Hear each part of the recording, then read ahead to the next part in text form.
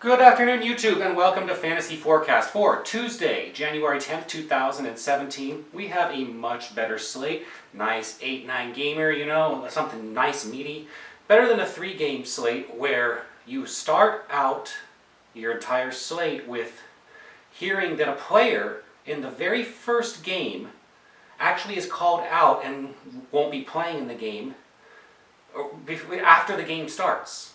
For the very first game on the slate is what makes it different from anything else, really, because when it's the very first game, you figure you're going to get at least a few minutes of warning if someone's sitting.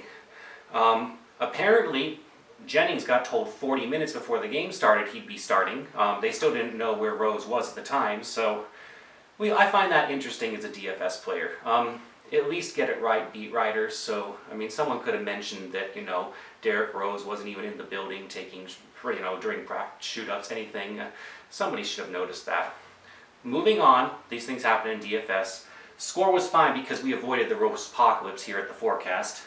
270.3 for your cash game score yesterday. You'll take that any day. I believe it did cash quintuples, just barely, so people are happy with that score. I know I was happy with it. Let's move on to today's cash game lineup. Now, this is a cash game lineup today because it's going to be incredibly difficult to pull the exact right GPP today. There's going to be a lot of different values. The scores are going to be high today. If you think you're going to cash a GPP today with 300, think again. You're going to need more. So, those factors aren't as play so much in a cash game. So when I built this lineup, I was able to build in the distinct value that's already materialized.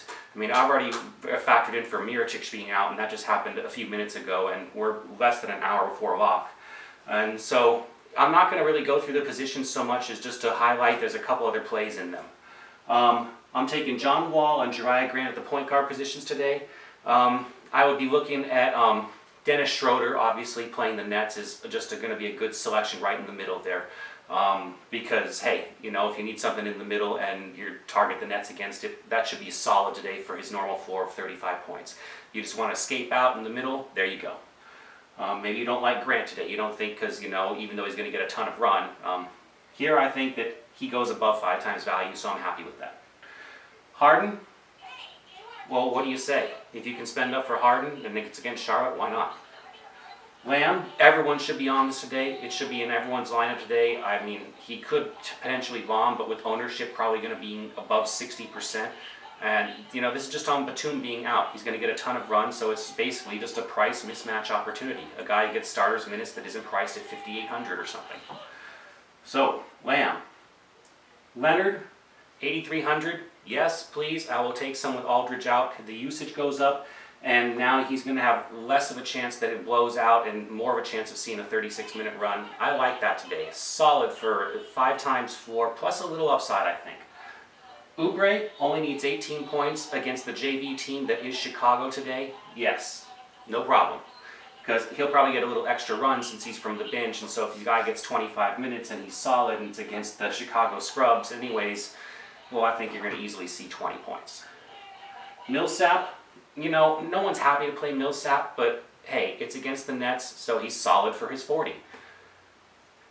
David Lee, if Aldridge is out, he gets the minutes. And guys, look at his game logs. It isn't exciting, but it's all tied to minute runs. The few games when you see him exceed, notice that his minutes have exceeded too.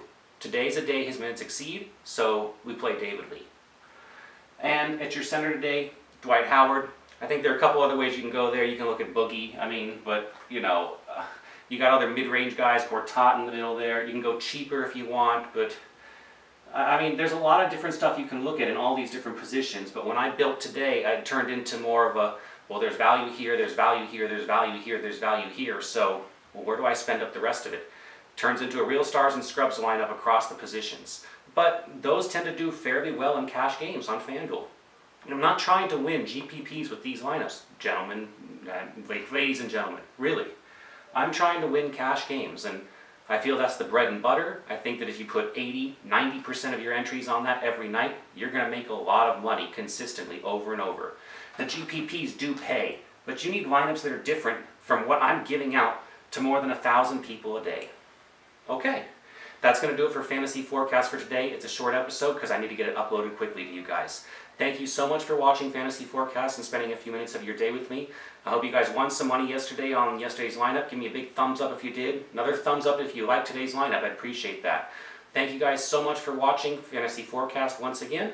Going out there and go win some big money today. Your cash game lineup for Tuesday, January 10th. Wall and Grant at the point guard positions. Harden and Lamb at the shooting guard. Leonard and Oubre at your small forward. Millsap and Lee at your power forward. And Howard for your center.